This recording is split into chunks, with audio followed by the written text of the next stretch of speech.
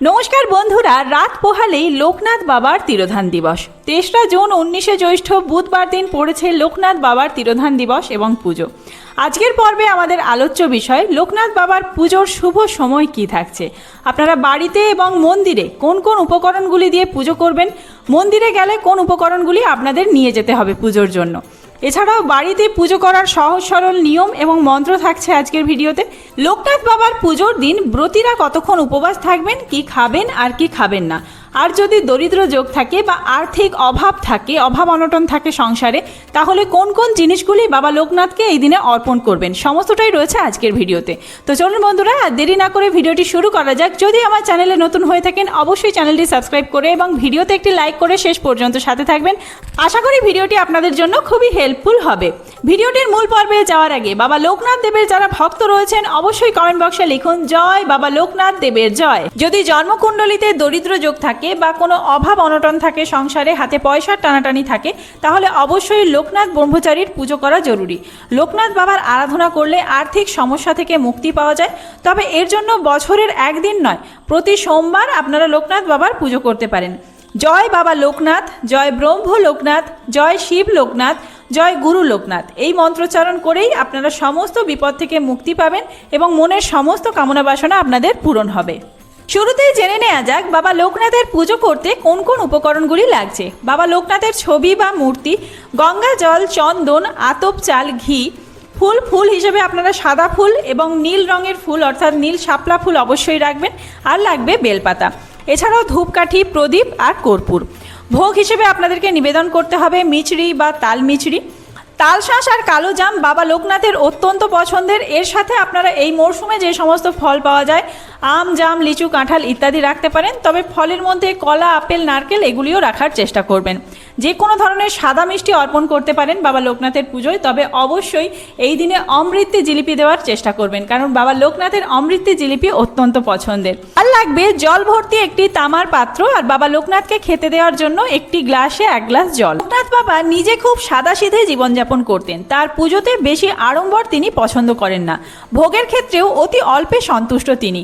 পোলাও পনির নয়, বরং ভাত, ডাল, খিচুড়ি, চচ্চড়ি, লাবড়া ইত্যাদিতেই তিনি সন্তুষ্ট। সাথে একটু চাটনি বা সব রকম সবজি সেদ্ধ দিয়ে ভাত, বাল্যভোগ নামে পরিচিত, তার অত্যন্ত প্রিয় খাবার। রোজের পুজোয় সামান্য তাল মিচড়ি দিলেই হবে। আর এই দিনেও কিন্তু আপনারা পুজোয় তাল মিচড়ি, সাদা সন্দেশ, সাদা বাতাসা ইত্যাদি রাখার চেষ্টা করবেন। কাজেই লোকনাথ বাবাকে তুষ্ট করতে কোনো আড়ম্বর অনুষ্ঠানের প্রয়োজন নেই। আর যেহেতু এই বছর মল মাসের মধ্যে পুজো পড়েছে, তাই জন্য আপনারা বেশি আড়ম্বর না করে নিজে বাড়িতে যেভাবে পুজো করেন এই সমস্ত নৈবেদ্য দিয়ে আপনারা পুজো করার চেষ্টা করবেন। তো নিয়ম তো আমরা জানবই, তার আগে জেনে নেওয়া যাক পুজো কবে করবেন আর পুজোর শুভ সময় কি থাকছে। প্রথমেই বলেছিলাম 19শে জ্যৈষ্ঠ 23রা জুন বুধবার দিন পুজো পড়েছে। এই দিনে অমৃত যোগ থাকছে সকাল 7:38 থেকে শুরু করে সকাল 11:13 মধ্যে। এই সময়টি অত্যন্ত শুভ সময়, কারণ বাবা লোকনাথের পুজো সকালে অথবা দুপুরের মধ্যে করতে হয়। সূর্যাস্তের পর লোকনাথ বাবার পুজো করা যায় না, তাই জন্য আপনারা এই সকালের সময় পুজো করতে পারেন। এর পরবর্তীতে দুপুর 1:54 থেকে শুরু করে বিকেল 5:29 মধ্যে এই দুটি সময় অত্যন্ত শুভ সময় থাকছে। এছাড়াও এই দিনে অমৃত যোগের আর বাকি যে সময়গুলি রাত্রি 9:54 মধ্যে, তার পরবর্তীতে 12:11 থেকে শুরু করে রাত্রি 1:25 মধ্যে। এবার জেনে নেওয়া যাক ব্রতীরা কতক্ষণ উপবাস থাকবেন। সকালে যে সময়টি বললাম, এই সময় যদি আপনারা পুজো করেন, 11টার পর পুজো মিটে গেলে তারপরে আপনারা ভোগ প্রসাদ, তারপর যে চরণামৃত রয়েছে এই সমস্ত কিছু গ্রহণ করে উপবাস ভঙ্গ করবেন এবং তার পরবর্তীতে সারাদিন আপনারা নিরামিষ আহার গ্রহণ করতে পারবেন।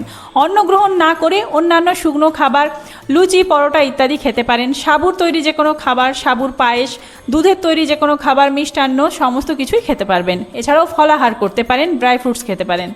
এবার জেনে নেওয়া যাক যে কিভাবে বাড়িতে আপনারা সহজ সরল নিয়মে পুজো করবেন। সকাল সকাল ঘুম থেকে উঠে ঘরবাড়ি সমস্ত পরিষ্কার করে নিয়ে স্নান করে ধোয়া যে কোনো কাপড় পরিধান করবেন, নতুন বস্ত্র হলে খুবই ভালো।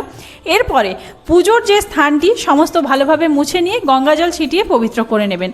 একটি শুদ্ধ আসন পেতে বসবেন এবং তারপরে যা কিছু নৈবেদ্য, ফল, ভোগ প্রসাদ যা রয়েছে আপনারা সমস্ত কিছু সাজিয়ে নেবেন।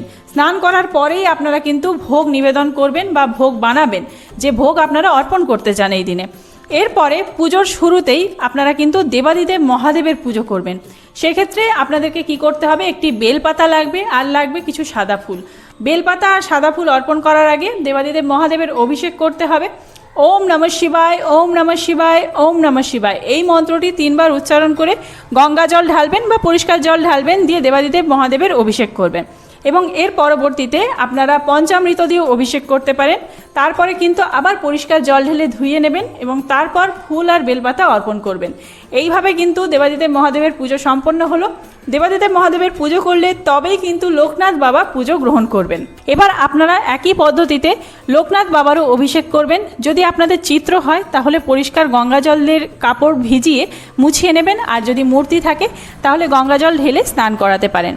পঞ্চামৃত দিয়ে বাবার অভিষেক করতে হবে। সেক্ষেত্রে আপনাদের দুধ, দই, ঘি, মধু, শর্করা এই 5টি জিনিসের মিশ্রণ একটি ঘটিতে আপনারা মিশিয়ে নেবেন এবং সেটি দিয়ে বাবার অভিষেক করাবেন।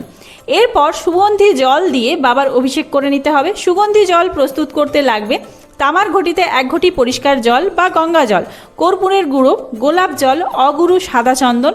এরপর আপনারা এই যে জলটি বানালেন এই জল দিয়ে অভিষেক করবেন এবং জয় বাবা লোকনাথ এই মন্ত্র 3 বার করে উচ্চারণ করবেন। তারপরে বাবার চরণে আপনারা যে শালুক ফুল বা শাপলা ফুল এনেছেন, নীল শাপলা ফুল, সেটি অর্পণ করবেন জয় বাবা লোকনাথ এই মন্ত্র উচ্চারণ করে। আর পৈতে, সাদা চেলি ইত্যাদি এই দিনকে কিন্তু আপনাদেরকে পুজোয় রাখতে হবে, এটিও বাবার চরণে অর্পণ করবেন। এরপরে আপনারা ফুল আর বেলপাতা নেবেন, চন্দন সহযোগে লোকনাথ বাবার মাথায় অর্পণ করবেন। জয় বাবা লোকনাথ, জয় ব্রহ্ম লোকনাথ, জয় শিব লোকনাথ, জয় গুরু লোকনাথ এই মন্ত্র উচ্চারণ করবেন। আর এর পরবর্তীতে আপনাদের পুজো সম্পন্ন হবে। ধূপ আর দীপ দেখিয়ে আরতি করবেন, কর্পূর জ্বালিয়ে সেই কর্পূর দিয়ে অবশ্যই আরতি করবেন। পুজোর প্রসাদ কোনো ছোট বাচ্চাকে খাওয়াতে পারলে অথবা দরিদ্র ব্যক্তি যদি পান, ব্রাহ্মণকেও দান করতে পারেন, খুব শুভ ফল মিলবে। এইভাবেই আপনারা অবশ্যই পুজো করুন লোকনাথ ব্রহ্মচারীর তিরোধান দিবসের দিন। খুব তাড়াতাড়ি নতুন কোনো ভিডিও নিয়ে আসছি, সেই সমস্ত ভিডিও দেখার জন্য অবশ্যই চ্যানেলটি সাবস্ক্রাইব করে সাথে থাকবেন। আর এই ভিডিওটি যদি হেল্পফুল হয়ে থাকে বন্ধুদের মধ্যে অনেক বেশি শেয়ার করবেন। ধন্যবাদ।